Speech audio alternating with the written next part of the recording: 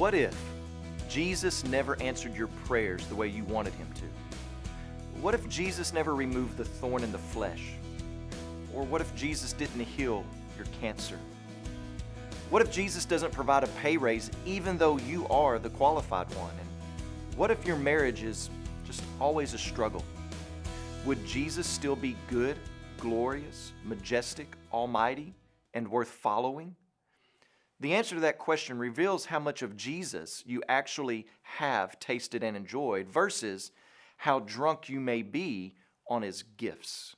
Welcome to Life Words Day by Day.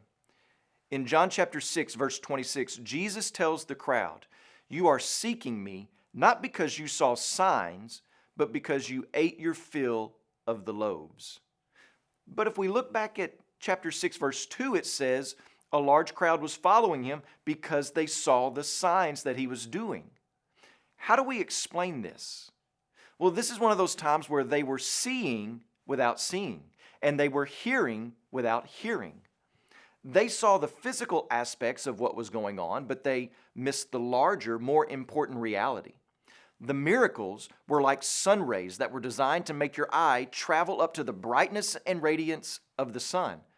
But instead, people were focusing on the rays, thinking that that was what life was all about. So what do we learn about God in this passage? One thing we need to understand is that Jesus is not trying to steal pleasure from you. He is revealing to us the greatest of all pleasures that we should pursue and labor and expend all of our energy to have.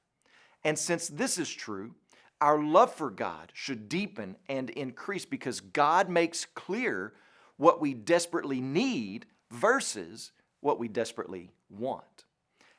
And how should we live in light of this truth? Well, this is made clear for us by a quote from C.S. Lewis.